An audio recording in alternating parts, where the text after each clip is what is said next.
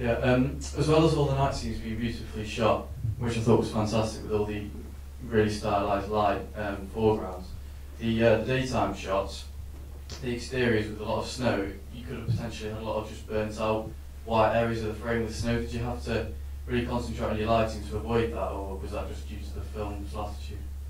No, yeah. I mean, I have to admit that in this kind of budget, you know, you cannot really plan your weather, you know. So there's a lot of scenes that are actually shot in sunshine, and that I really have to, you know, rely on in post for the latitude of the film, and you know, we worked a lot on it, and there's some scenes that I still have my, you know, toes you know, in my shoes, because they didn't have that kind of light that I really wanted to, but you know, I mean, post helps a lot, and you know, and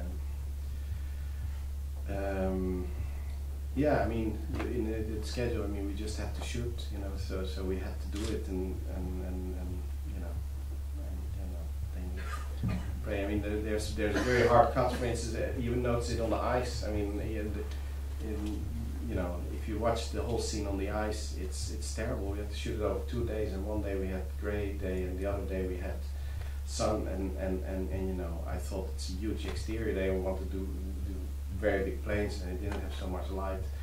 But I tried to sort of, with a little 4K, I tried to, you know, sort of pretend the sun still, but you know, I mean, we put some blue sky in post that helped a little bit, you know, or make the sky a little bit bluer. But you know, it's not so much well planned and well done. It's also just, you know, doctoring afterwards and really trying to make things work, you know.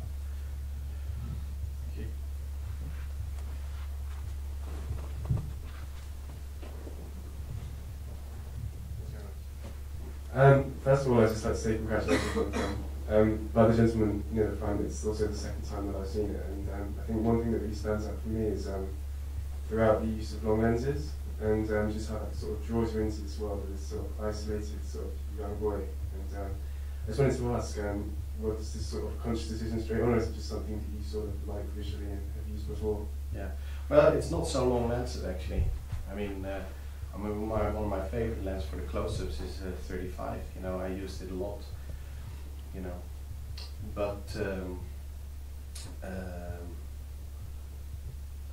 yeah. What was your question exactly? Sorry, no, just whether, as you mentioned, sort of with the glass, and that's kind of just a visual thing that you like. It wasn't necessarily pre-planned, and I was just wondering. Well, I was sort of slightly mistaken, but I felt like you were using a lot of long lenses, so throughout it's kind of really sort of throws the backgrounds and sort of the environments that they're in, especially Oscar, and it's sort of really out of focus, and you're just concentrating on the characters. Yeah. And that felt to me like it was a conscious decision. Yeah, I mean, it was a little bit. I wanted to shoot with very short depth of field because I mean, it was also something that had to do with the sound. For instance, the sound design that Thomas wanted to do and the way that he talked about it. We just wanted to sometimes very much isolate, you know, this focal plane, so that you really can sort of concentrate, focus, you know, and we did it also in a way with pictures. I mean, yeah, you're not aware of that, but for instance, they're in bed and he's blinking his eyes, but Thomas Foleyed, you know, separate sounds for his eyelids, you know. It's like, you know, with all those kind of little trickeries that he did, and I guess I tried to follow that very much, and I also, there's another thing, and that is, you know, that has a little bit to do with camera operating, but it's almost like when you have such a short depth of field, you have like a, how do you call it, you have like a third axis in operating, because, you know, you operate in sort of a two-dimensional plane, or, you know, you can move around a little bit, but by having your hand on the focus, you suddenly can tell things much more three-dimensionally. You can, you know, I don't know if I would do it always, it's, you know, but for this film it just sort of felt right, and it felt nice to sort of, you know, search a little bit between them. Oh, there's another consideration as well, that I was a little bit too scared that this film would be a little bit too clean, which when I look at now, I still think it has some sort of a cleanness and clinicalness, but I tried to be a little bit more organic there, I guess, with the focus, you know, and did it a lot myself, just to sort of, try to make it feel a little bit as if, yeah. Well, I think it gives it like a really unique feel. I think obviously people have picked up on that, and yes, I think that's really nice. So Thank you. Do you have another question? Ian? One at the back there.